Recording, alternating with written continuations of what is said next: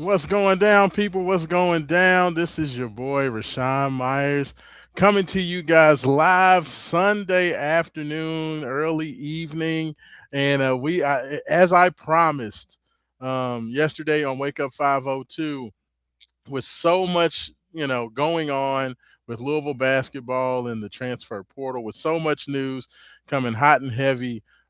Just doing the weekly show, Wake Up 502, every Saturday morning, 9 to 11 a.m. on Big X Sports Radio.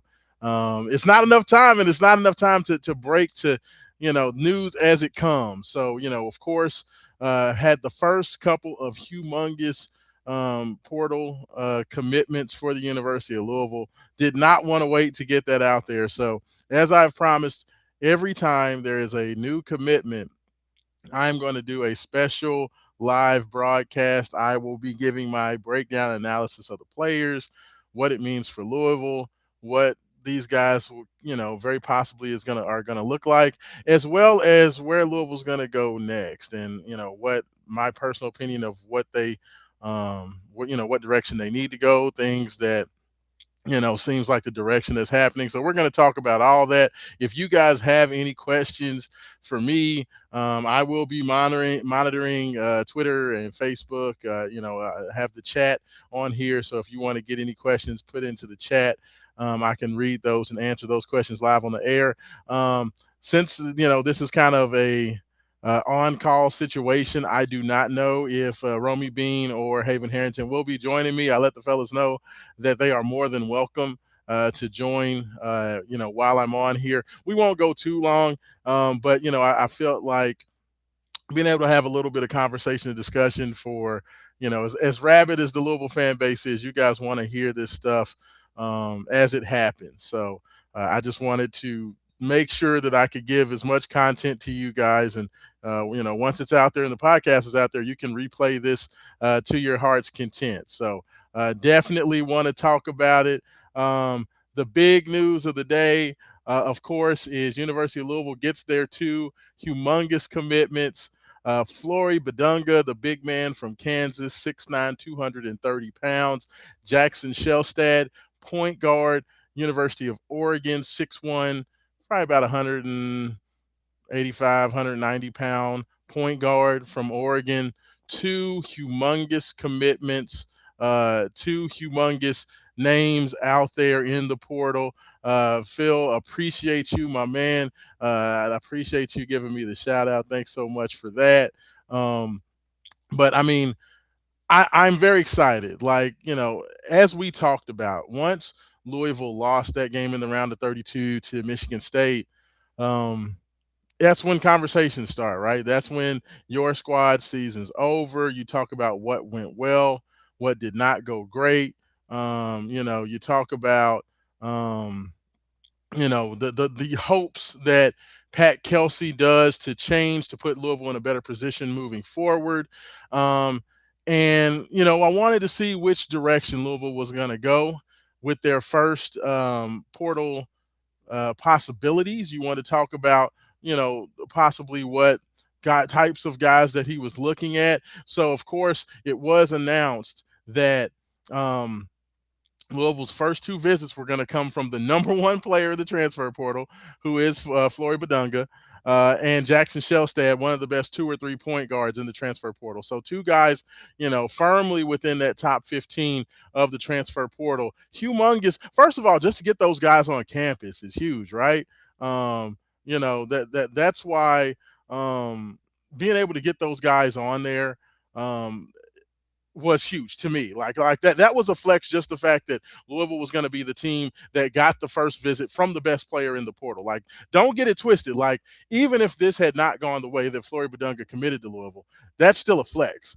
That with all the programs out there, regardless of whether it was Michigan that just won the title, UConn that was in their third championship game in 4 years, and all your other teams, whether it be Duke, whether it be Kentucky, whether it be Kansas, or any of these other big teams out there. Of course, Floyd would not have been visiting Kansas. He was already there. But just the fact that you get the best player in the portal to say, I'm going to Louisville first, because that's the squad to me that impressed me the most at the beginning of this process. I think that was huge. And then the fact that Flory did ultimately commit, that speaks to Pat Kelsey's ability to close. It speaks to Pat Kelsey's ability to sell the program. And it definitely shows me that he has a vision that these other guys believe in. Jay Hash checking in on here as well. Said we talked about him all week. We absolutely have been talking about Flory Badunga. We've been talking about the fact that Pat Kelsey, to me, going out there looking at for a guy like Flory Badunga tells me that he at least saw the same deficiencies that the fans saw, and that's the biggest thing. We talk about these coaches and say surely these coaches don't know better than we do, and to see that play out in real time is just awesome. Jay said, yeah, and this is true, Jay. Yeah, we talked about the point guard as well, absolutely.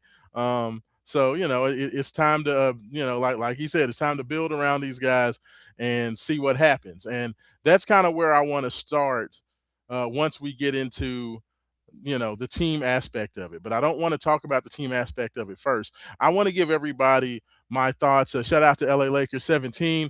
He said, "Why was we worried you called it?" Hey, like everything looked good. Everything looked good going into the weekend, right? Like it was. I know a lot of people got nervous about it. A lot of people got nervous about, was Louisville going to be able to get this done? Were Jackson Shellstad and Flory Badunga just using Louisville to push up offers so they could get more money from other teams? And I think that we got that answer, right? Like these guys are truly interested in the University of Louisville. They truly believe because yeah, you're going to get paid. Like that's the thing with these top transfer portal guys. They're going to get paid wherever they go.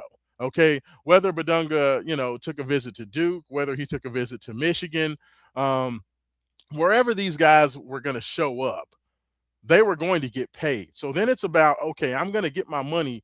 Where's the place where I can go succeed the most? Because at the end of the day, these guys want to win.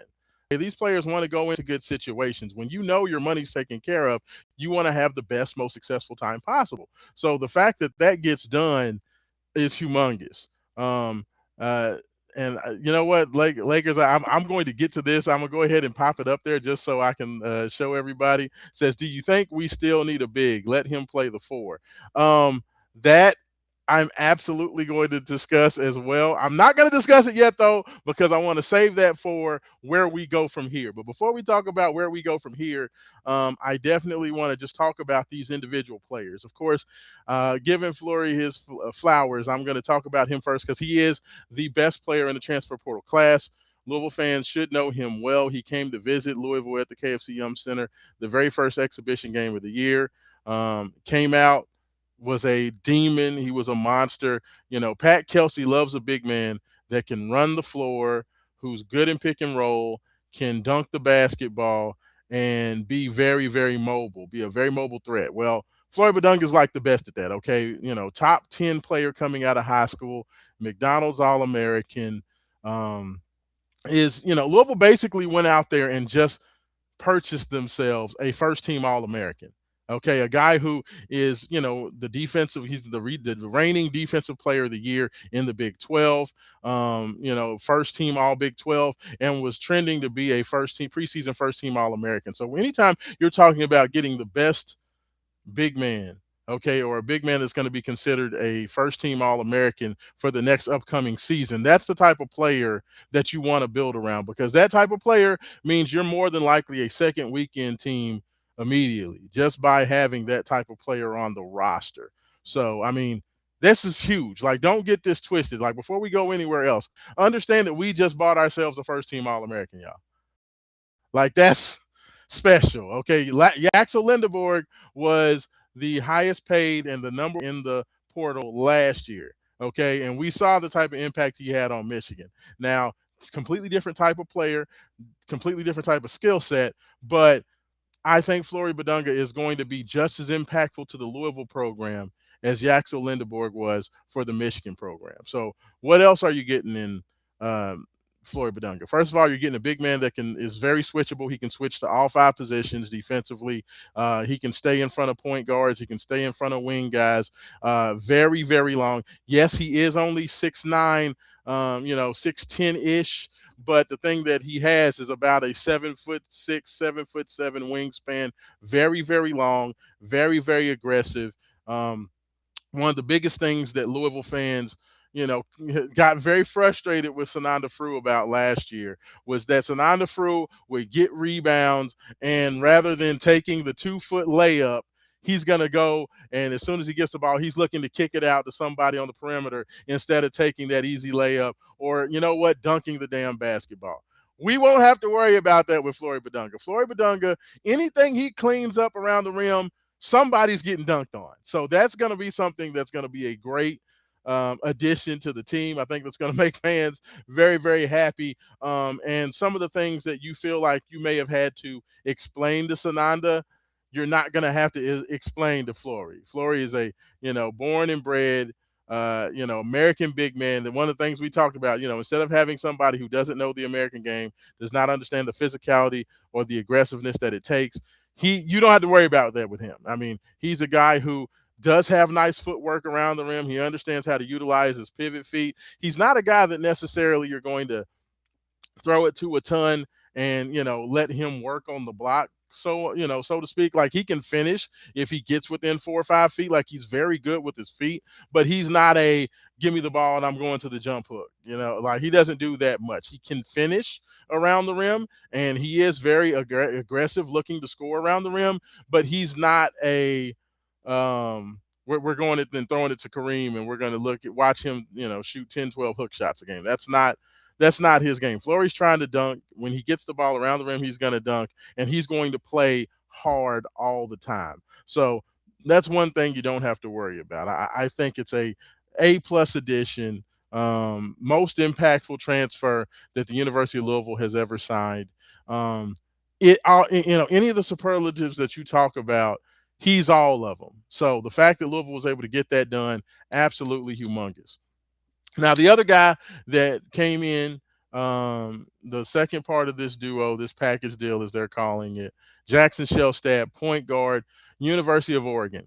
So the thing about Jackson, he only played 15 games last year for Oregon. Had broken his hand before the season, so he was already dealing with some hand issues on his shooting hand before the season. Broke his hand, finally got the hand healed, came back, played in 12 games, and then tore his some ligaments in his hand. I believe against Montana. I believe it may have been Montana. Somebody in the earlier part of the season. So it was before Big Ten play really got going. Um, Tore his hand up, was done for the year, hurt his hand in December, and that was pretty much it. Now, the good and the bad of that is, the bad is it was an injury. The good of it is it's not a foot, it's not an ankle, it's not a knee. He should be fine, good to go, very, very soon. It doesn't sound like this is going to be anything that's going to be lingering, so he should be good to go.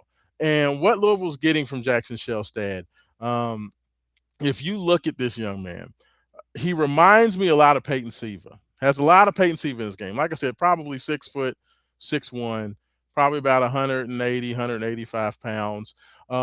He gives Louisville something that Louisville hasn't had, honestly, um, in a long time. When you talk about cat quick guard, can get by his man, loves to get into the paint.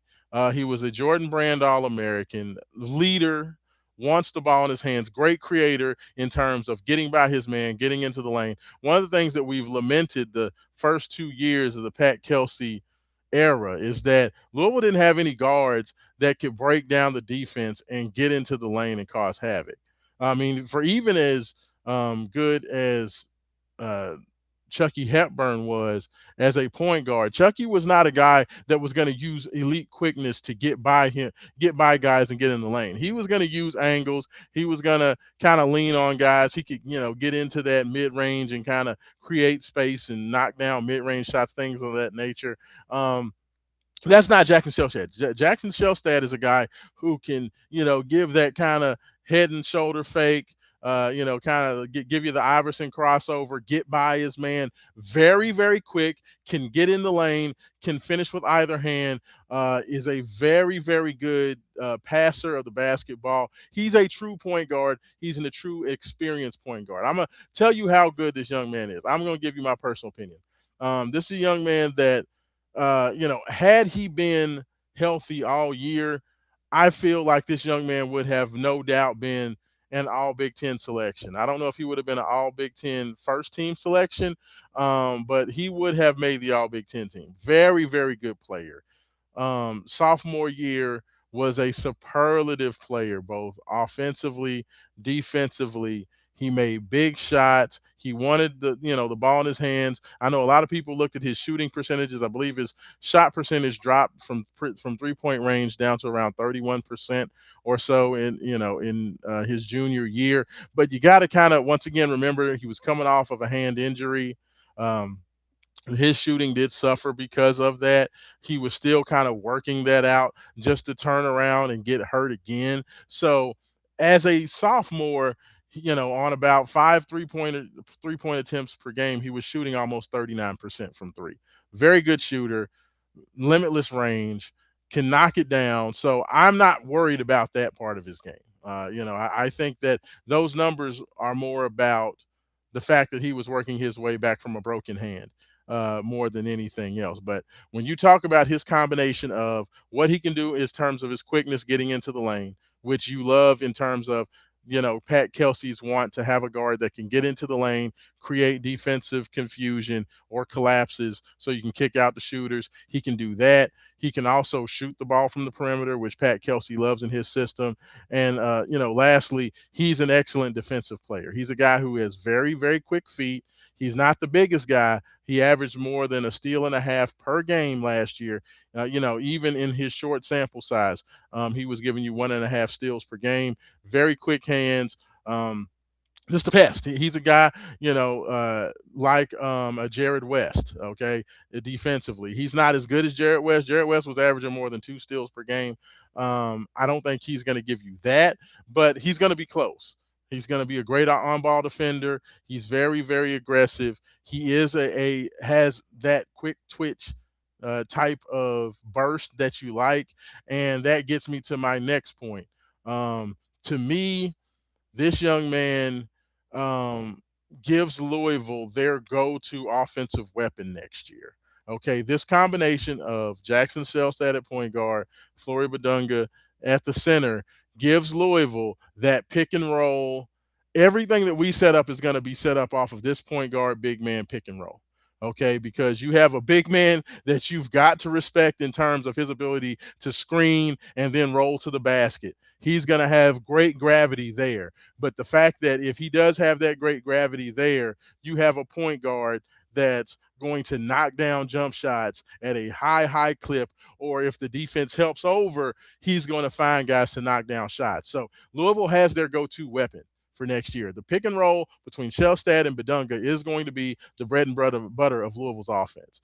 So, like, that's what gets me excited. When you can have, if you know you have that, you have your captain offensively and you have your anchor defensively. That's what Louisville's gotten in the first week of the transfer portal. So I love it. I love the direction that Pat Kelsey's going in, and it's got me excited, man. I see you guys' comments coming in here. Let me go ahead and get to some of these comments on here. All right. So the first question that we talked about it a little bit earlier, LA Lakers 17 says, "Do you think we still need a big?" I will address that now. So um, first of all, shout out to Jody Demling and Cardinal Authority as well as Michael McCammon. Those guys do great work. Cardinal Authority, we have a long-standing relationship all the way back to when Mike Hughes was running the site when it was insidetheville.com. But Cardinal Authority is still the best resource for all your Cardinal information. Jody does an amazing job there. If you do not subscribe, definitely subscribe. Go check them out. The work that Jody and Mike does is outstanding. So much of the information that I found out about what's going on within the program, besides, the little notes that I get here and there via DM or text message, the work that those guys get, the insiders there on that board, are second to none. So I'm going to give them a shout out. Now, to answer your question, LA Lakers, yes, absolutely. I totally agree with you. I definitely think Louisville needs to get another big man. I think that was my biggest issue last year, is that, you had Sananda Fru, who, went 6'11", 230, 235 pounds, and that was fine. You had one big man, but then you were Javon Hadley, who was 6'5", 6'6", playing the power forward. Like, that can't happen again. And from the sounds of it, the coaching staff understands that as well. Louisville is still very aggressively looking at a lot of the best big men in the portal. So, to answer your question, yes, I do think that Louisville needs another big man. I think Louisville's going to look to add another big man to that starting lineup. This will not be a four smalls around one big offense this upcoming year. Okay. That's not going to happen. From the guys that I'm hearing, the guys that people are talking about, Louisville's looking at a lot of guys. They are looking at guys that could possibly go bigger, to where Flory's playing the four. They could also look to leave Flory at the five and go with maybe more of a stretch four that still has size and physicality, but a stretch four that can step out, shoot the jump shot, shoot the three, because that's not Badunga's game. Badunga he knows who he is. He wants to dominate inside the paint. He's going to be aggressive inside the paint. He's not stepping out and shooting threes. He's not doing none of that. He knows what he does well, and he loves doing it. So I like the fact that Louisville's looking at going both ways with it, because, as Michigan showed, you can definitely go with the double big and go with the high low passing and go with the double post, like they did with Mara and Morez Johnson, or you can do it more like UConn did it, right? Where UConn, had Terrace Reed down there, and they utilized, more of the stretch four that could still defend, could still rebound. I think they could go either way, but I do know that Louisville was definitely looking to add another elite big man to this starting lineup. So, who that will be, that still remains to be seen. I think that the biggest thing about getting these two pieces done, this sends shockwaves through college basketball. Okay. Louisville is now the team to say, we're the team to beat. Okay. Understand that in the portal era, every year is a new year. So, who was the best team last year doesn't have anything to do with who's going to be the best team next year. Okay, so what Louisville did by going out and making this first declaration of war is that Louisville is staking their flag on, we want to be preseason number one. Like, I'm not saying that's going to come to fruition, but all I'm saying is, now when all the rest of these guys that are in the portal are looking to make a move, Louisville can go into anybody else's living room. I don't know if they still go into living rooms. Maybe it's all Zoom calls, whatever. They can get into any conversation, whether it be with a player or a player's, agent. Is like, look, we're trying to win championship this upcoming season. Does your guy want to be a part of that? And we're paying top dollar. So I think that Louisville's off to a great start. They're gonna, that's a great conversation starter when you're looking at where they want to go with it. And I do. I think that Louisville's gonna have plenty to sell moving forward. Let me check some more you guys questions on there. Yeah, this is absolutely happening. UK and Duke board crashing out over this news. Absolutely. Everybody's crashing out over it, just because, like, it ain't no fun when the rabbit got the gun. These schools and programs have been dominating recruiting. They've been dominating the news cycle year in and year out. It's no fun when a team like the University of Louisville can go out there and take the people that they want. So I love it. I'm here for it. So yeah, give me all of that. Let's see what else we got coming in here. He's going to show Fru and others why we have the Duncan Cardinal bird on shirts. Oh, yeah. Yeah. Like, I think that this guy has the opportunity. James Scott had a lot of dunks last year via that pick and roll with Chucky Hepburn. I think we could see dunk numbers in that range. I mean, James had a lot of dunks. I don't know. He had like almost 100 dunks last year or something crazy like that. I think that Badunga, whatever James Scott had last year, I think Flory can have that many and more this upcoming season, especially if you have the right guys around him to space the floor, to give him that, to give him that ability to clear out. But the best thing about it is James Scott pretty much only got his dunks for the most part off of that pick and roll. Flory doesn't need that. Flory can get the ball himself, either attacking off the bounce if he wants to take advantage of a mismatch, or just getting the ball close. If the dude gets within 4 or 5 feet of the rim, he's going to dunk the ball, or he's going to try to dunk the ball, or he's going to make you foul him. So I mean, this dude is going to get his. I'm excited about it just because Louisville doesn't get many big men like that. It's been a while, so I think that he's going to be a factor time in and time out. Let's see, got another message coming in on YouTube. Steve Benz 8524 says, Card fan checking in from Seattle. These two had to be expensive. Do we know what this means for the remaining budget around them with this talent? Hey, from what I understand, there's been talk about John Blackwell, the shooting guard from Wisconsin, who's said to be, I guess, the number two. Some people even have him as Blackwell as the number one player in the transfer portal, one or two. He's the other best player. Louisville's trying to get him as well. Okay, I don't know if that's going to happen, but U of L is swinging for that. So that tells me that the Cards have money. Okay, like I don't know how much. I don't know officially what any of these guys are getting paid, but if they're trying to look out there, get a guy like Blackwell, they're still looking at other elite big men in the class. Louisville has money to spend. And this is the thing I look at, y'all. Like, look, Louisville, and I know I am blessed enough to where I don't have to pay to get into the games. I go to all the press conferences. Louisville was nice enough to give me a media credential and a media pass, but ticket prices go up every year. So because this money is not coming out of my wallet, if Louisville wants to spend this money to put together a team, I am here for it. They like those. It's not cheap to be a Louisville fan. So if Louisville can help turn some of that revenue into a better NIL budget, I'm here for it. So I love it. So I would just say this, Steve, I wouldn't worry about it. It sounds like the money's going to be there. Louisville's going to be, at or near the top of the NIL race this year. I don't know if they'll be at the very, very top, but I doubt there will be 10 teams that have better budgets than the University of Louisville. This start tells me, especially when I hear what else they're looking for, that tells me that the money's going to be there. So I would not worry about that. LA Lakers says Raashaan got me wanting to skip football season. I'm hyped. Hey, okay. Well, look.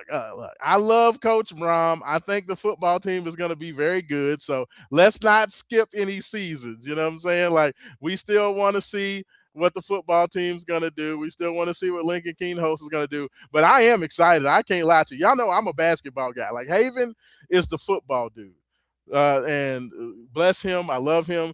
But Louisville's a basketball school, okay? So I'm always gonna hype up the Louisville basketball first and foremost. So let me check on here and make sure we don't have any questions on X. I just want to make sure we don't have any because we got all our YouTube questions and stuff coming in here. So I just want to see just to make sure. No, I think we're good. Okay, we're good on there. So got more questions coming on here. It says Field of 68 already has us ranked as number 2 next year. Hey, I told y'all, getting Flory Badunga changes the conversation. Like most of the top 25s, which are dumb to put out at this point anyway, because nobody has any players basically. None of those top 25s had Louisville in the top 25. So the fact that Louisville gets this announcement of Shellstad and Badunga, and now they're up as high as number 2. I mean, hey, it just lets you know, like it's real. It's real. So yeah, I'm not surprised. Says Raashaan, is PK's 3-point system that he brought here since this is a big man game? So that's a good question. Like, I don't think this signals that Louisville's done with the 3-point shot. Okay. I think that there's a way to have a happy medium.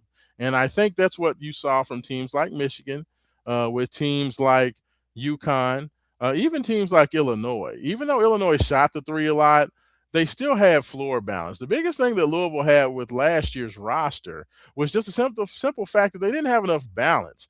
Teams were sitting on the 3-point line and just basically daring Louisville to take anything besides threes because that's all they wanted to do. They didn't attack you in the low post. They didn't attack you in the mid range, and teams got super comfortable just kind of sitting and daring Louisville and to shoot threes. And what Louisville would end up doing is just backing up further and further, trying to get 3-point shots off. It wasn't until the last week of the regular season where we saw Louisville really start to attack, looking to get to the rim and taking some of those mid range shots. And I think that's one of the places where Pat Kelsey.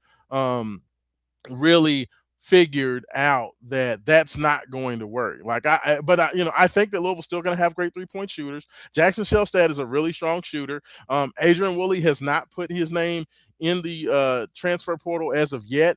It is looking more and more like there's a very good possibility that Woolley could very well come back, which is huge. And Woolley's a very good shooter. I think Louisville's going to add additional really good shooters in the portal. If John Blackwell decides to come to Louisville, very good shooter. Like Louisville's still going to look to shoot the three, but I think they're also going to look to be very much more balanced than they were last year. And I think that's going to make play huge dividends. Let's see what else we got on here. Let's see. Texter says UK doing Zoom calls while we're doing visits. That's that is a good point. Like I know that Zoom Diallo did make his visit, so UK did get somebody there. We saw him at Keeneland. To my knowledge, he has not made a commitment yet. If Zoom Diallo goes somewhere else after what happened with Lamar Wilkerson last year, going to Keeneland looking like a hostage, just looking like a hostage video. Mark Pope might need to retire the whole Keeneland thing because I don't know if Hoopers in 2026 are really feeling the track. I mean, it just, especially like on just an average day. Like I can understand if you were bringing a recruit in for like Derby Day, just because of the spectacle of seeing that many people. Maybe that's something that would be exciting. But just your average Friday afternoon at Keeneland, I'm not sure that players really get excited about that. So we'll see what happens with Zoom Diallo if he does commit to Kentucky. But yeah, the UK's been announcing so many like Zoom visits, or seeing a lot of the UK media talking about Mark Pope. Did a Zoom with this guy and he did a Zoom with that guy. I don't know why you're putting that out there. I don't get it because it's all about the visits, right? Unless you're getting the guys to commit. Like I don't get it. I don't understand it. But all I know is that PK for the second or third year in a row has targeted guys, and he's gotten the guys that he targeted. At least early on, like Chucky Hepburn was his first choice. Terrence Edwards Jr. was his first choice. He was able to get Michael Brown as one of the best, if not the best, point guard in the class at the McDonald's All-American last year. He wanted to go out there and get Ryan Conwell and Isaac McNeely. Those were his first choices. He got both of those guys. He wanted Adrian Woolley. He got Woolley to come to Louisville for less money. To come to Louisville. And now it looks like he may even get Willie to stay. So, like, Coach Kelsey has shown the ability to close and an ability to, be an impact recruiter. That's huge, right? So now it's just all about understanding what it takes to win. And that's why I'm so excited because it feels like I talked to Haven about this, that year two for Coach Kelsey this past year was also almost like another year one. Like the first year, it was all about just getting out of the stink of Kenny Payne off of the program. Okay. It was about Louisville coming back to being a legitimate basketball team and basketball program.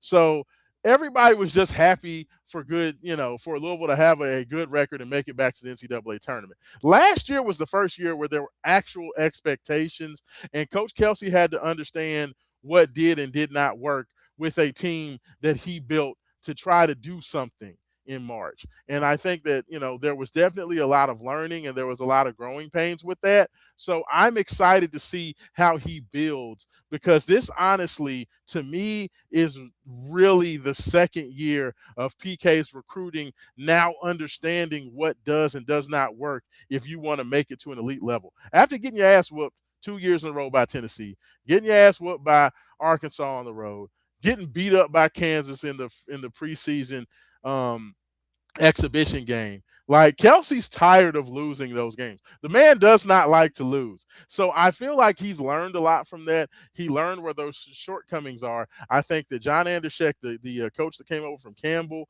I think that Coach Dixon that came over from Clemson, both of those guys are the types of guys that are going to help Louisville get the physicality and the defensive mindset that they need. I think Coach Andershek is going to really help with the big men. I think that Coach Dixon is going to really help with getting those wings and guards to defend at a high level, just like they do at Clemson. I think that both of those guys are really, really good additions. So I definitely think that at least early, Louisville is absolutely hitting all the right strings, but you still got to put it together.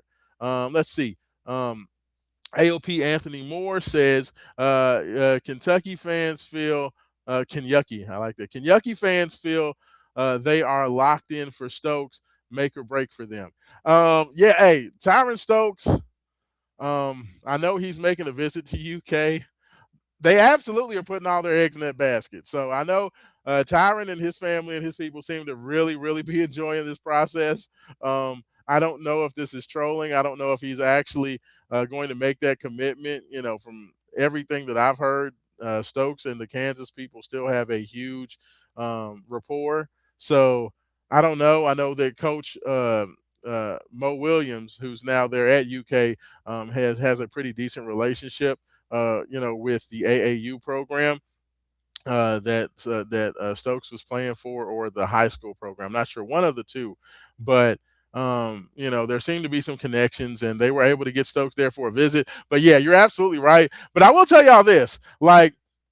This is Louisville hasn't beaten UK in Rupp since I believe 2007. Okay, I think it was when T. Will and crew were there was the last time that Louisville won in Rupp. It was either 2007, 2009, 2008, something somewhere around that time frame.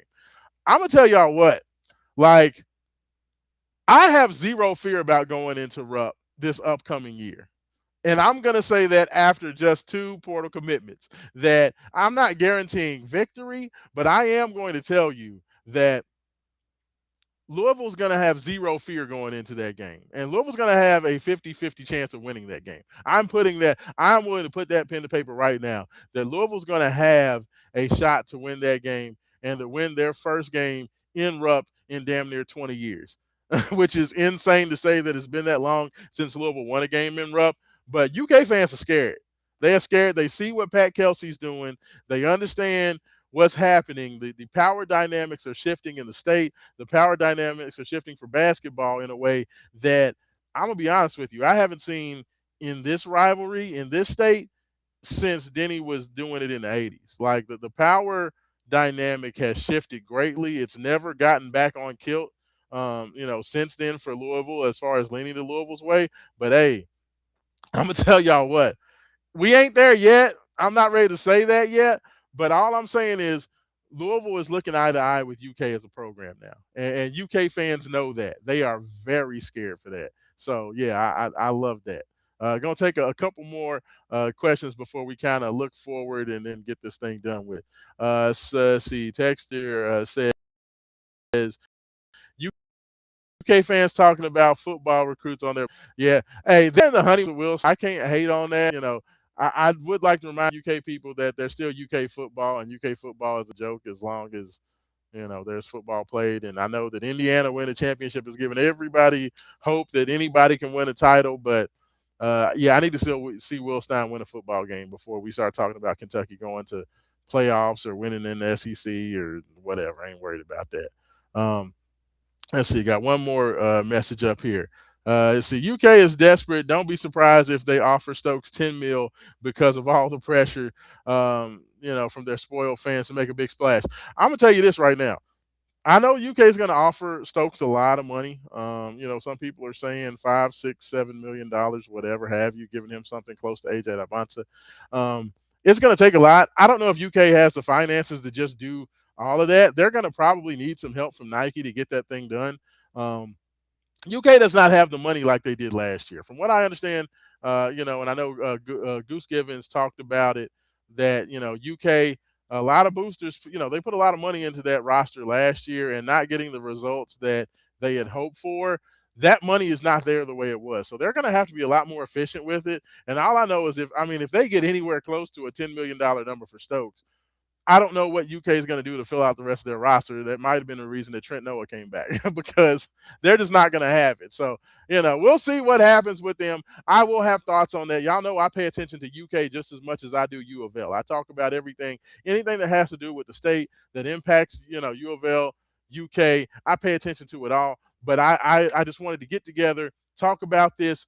The biggest things that I want to see from here, I want to see I don't know if Louisville's going to do visits before every commitment. I do think that there's an opportunity that Louisville may go ahead, and if the numbers sound right, if the vision sounds right, you may just see some commitments out of the blue. But I will be interested to see who comes in for this second weekend of commitments. I know a lot of these players are trying to get done as quickly as possible. It sounds like John Blackwell is probably the next big fish. The question is Blackwell seriously considering Louisville? It sounds like he will not be making a commitment anytime soon. So it may be a while before we hear anything from him. But there's still so much excitement, so much to work out. I would just encourage everybody, like I said, if you don't know about Cardinal Authority, check them out, subscribe. It's definitely worth it. They have a great insiders board there. I think that that is a great resource. As I said, John, Jody Demling and Michael McCammon do a great job there. So make sure you guys check them out. But I want to see Louisville go out there. Let's find out what other big men. I think getting your big men locked down, getting your two post players, getting your 5 and your 4 locked up to me is the most important thing. I would love to see Louisville honestly go bigger. They're talking about guys like Yikatolu. I like the big man Chom from Cincinnati. I don't know. Chom is gonna be a big ticket item. So I don't know if Louisville's going to have the resources for that. But I'd love to see someone like Cham or Yigatolu or somebody of that ilk get hit up about possibly coming to Louisville. But I want to see Louisville lock down that other big man spot. Other than that, I need to see Louisville get an athlete. I need somebody athletic on the wing with size. I don't mind bringing back Adrian Woolley, but I don't want Woolley to have to be the starter on the wing. I would love to see. I know that Tyrone Riley was a guy that they were looking at from San Francisco. He unfortunately did make a commitment to Oregon, so he's out of the running. But I want to see Louisville go out there and find your athlete on the wing that has size and length. If you do that, you take care of your other big men. I personally feel like guards aren't necessarily a dime a dozen, but there's a lot of guys that you can get that can handle the ball, that can shoot the ball, and can defend on the perimeter. I feel like there's more of those guys available in the portal. What's not available is a lot of big, long athletes that are big and quick and really good post players. I think that you want to get those guys first. Another guy I would love to see Louisville get involved with is the big man Ndongo from Georgia Tech. I know that Louisville had or at least has had interest in him early. I would love to pair Ndongo uh, and Badunga together, even though that would be a lot to say every day, game after game, Ndongo and Badunga. But I would suffer through that if we could get those two guys because I think that Ndongo is the type of big man that's maybe a little below the radar, so maybe you get him a little cheaper than some of these other guys. Ndongo is another guy that goes about 6'9", but he's got a 7+ wingspan. I think he's maybe in the 7'2" to 7'4" wingspan area, but he's long, very good shot blocker. He actually has really good touch to shoot from the mid range and from the 3-point line. So I think that he would be a nice complement to Badunga, but he's also going to give you that pick and roll lob threat. I think Louisville could do a lot of that. I think you could probably switch 1 to 5 if a guy like Ndongo came. Louisville could literally switch 1 to 5 a lot like Michigan does. And I think that would pay huge dividends. So we'll have to see what Louisville does on the wing, at the guard positions. I definitely still want to see them add probably 2 more ball handling guards, point guard type players. I think that Shellstad is a great start, but I think that they need another superlative ball handler. I do know that they were still heavily looking at Quinn Ellis to come in and be another player in the backcourt. So that lets me know Louisville is definitely looking for another guy with point guard level handles. So I think that where they go with that, whether it be Quinn Ellis, whether they go in another direction, I definitely think that Louisville wants to get another superlative handler to go along with some scoring punch from the perimeter. So we'll see how that goes. We'll see what's up next. I definitely appreciate you guys checking out. Let me make sure to check out the. I saw a couple more comments come in. Blackwell to make a big three, then add at least one 7 footer and a solid wing. I'm right there with you. If you can do that, if you can add another 7 footer and get Blackwell. Yeah, I don't really care. And give me a defensive wing. I don't care who else you put out there. You're gonna have a pretty good group. So I'm right with you on that one. LA Lakers just said, "Who's next for Sean?" I just, kind of talked about who you want to look for, and he says, "I'm always donating to 502. Basketball is Louisville." You know what? I cannot disagree with you there. Um, Louisville's a basketball city. Louisville's a basketball school. That's why we're always number one every year. That's what we do. So I just appreciate you guys. I wanted to hop on here. LA Lakers says, thanks for coming on for the fans. You the man. Hey, I appreciate it, man. I appreciate you guys. Anybody gets to listen to this, whether you're looking at it live, where you check it out on podcast. I appreciate you guys. Make sure you guys check me out every Saturday morning. Wake up 502, 96.1 FM, 1450 AM, Big X Sports Radio. We're on Saturday 9 to 11. We're here for the fans. But like I said, if there's any other news, any other commitments, I'm going to be on. We're going to break this down, and we're going to continue to break it down until we have a full roster. Thank you guys so much. And like we always say, without struggle, there is no progress. Peace, y'all. Thanks so much.